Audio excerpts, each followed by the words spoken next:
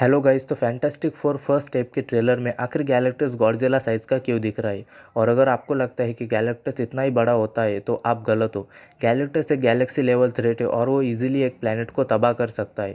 Galactus के origin के हिसाब से गैलेक्टस का बर्थ एक कॉस्मिक एक्सप्लोजन की वजह से हुआ था और ये कॉस्मिक एनर्जी उसमें रॉ फॉर्म में है। एंड ओवर द पीरियड इसी कॉस्मिक एनर्जी की वजह से वो बहुत बड़ा बन गया। और बात करें उसके हंगर की, तो एवरी सेंचुरी उसे एक प्लैनेट को कंज्यूम करना पड़ता है। गैलेक्टस को ज़िंदा रहने के लिए वास्ट अमाउंट ऑफ एनर्जी की ज़रूरत पड़ती है और इसी वजह से गैलेक्टस प्लैनेट को कंज्यूम करता है। मार्वल कॉमिक्स में गैलेक्टस फैंटास्टिक फोर और एवेंजर्स की कई बार हेल्प कर चुका है। अब यह सवाल उठता है कि गैलेक्टस बस अपनी हंगर और अपने आप को ज़िंदा रखने के लिए प्लैनेट्स को कंज्यूम करता है, तो इसी वजह से उसके एक्ट्स विलनस नहीं बन जाते। He is like a force of nature who balance the creation bye destruction. Marvel comics में एवेंजर्स और फैंटास्टिक फोर साथ मिलकर गैलेक्टस को हरा चुके हैं। गैलेक्टस के लिए अर्थ का एटमॉस्फेयर सूटेबल है और इसी वजह से गैलेक्टस अर्थ को कंज्यूम करना चाहता है। अगर हम मूवीज़ की भी बात करें तो फैंटास्टिक फोर टू जो मूवी जो 2007 में आई थी उसमें गैलेक्टस का फर्स्ट इंट्रोडक्शन हुआ था। बट हमें उस मूवी में गैलेक्टस बिल्कुल भी दिखाई नहीं दिया था, बस उसकी शैडो दिखाई गई थी। गैलेक्टस एक कॉस्मिक थ्रेट है और वो बहुत ही स्ट्रांग है। फैंटास्टिक फोर एवेंजर्स सिर्फ गैलेक्टस को इसलिए हरा पाए थे बिकॉज वो बैटल से काफ़ी थक गया था। तो एक ऐसा बीइंग बहुत ही कम कैरेक्टर से डरता है। पर मार्वल कॉमिक्स में गैलेक्टस ने खुद कहा है कि वो फ्रैंकलिन रिचर्ड से डरता है। अब फ्रैंकलिन रिचर्ड रीड रिचर्ड्स का बेटा है जो बहुत ही ज़्यादा स्ट्रांग है। बात करें फ्रैंकलिन की पावर्स की, तो वो ओमेगा लेवल म्यूटेंट है। ही कैन बेंड रियलिटी और वो कॉस्मिक फोर्सेस को भी यूज़ कर सकता है। फ्रैंकलिन अपनी विल के हिसाब से रियलिटी को रीशेप कर सकता है और टेलीपैथी जैसी नॉर्मल पावर्स तो उसमें पहले से ही है। फ्रैंकलिन खेलते खेलते अपने ब्लैंकेट में एक गैलेक्सी को क्रिएट कर सकता है और वो अभी सिर्फ बच्चा है, उसे अपनी ट्रू पावर्स का तो अंदाज़ा भी नहीं है।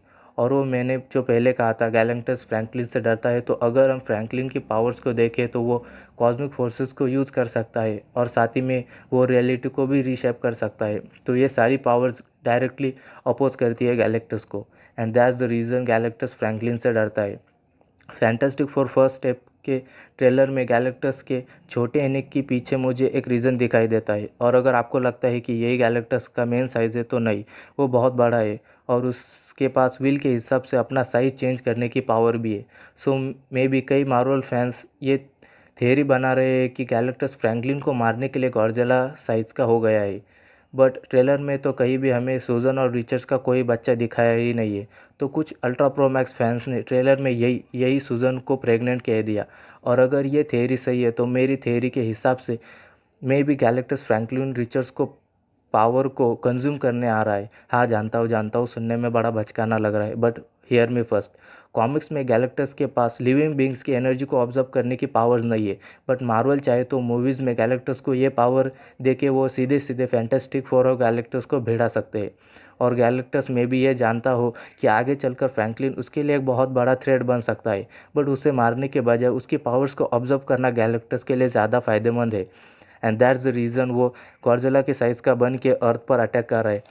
क्योंकि अगर गैलेक्टस अर्थ को तबाही करना चाहता तो वो पहले ही अर्थ को कंज्यूम कर सकता था। So that's all guys, that's my theory. Fantastic four और गैलेक्टस को सीधे सीधे एनिमी बना देते। So that's all. आपको क्या लगता है फैंटास्टिक फोर फर्स्ट स्टेप के बारे में मुझे कमेंट करके ज़रूर बताएं। और वीडियो अच्छी लगी हो तो लाइक और शेयर ज़रूर करें। एंड ऐसे ही कैरेक्टर एक्सप्लेनेशन और थियरी वीडियोज़ के लिए चैनल को सब्सक्राइब कर लो। तो मिलते हैं नेक्स्ट वीडियो में।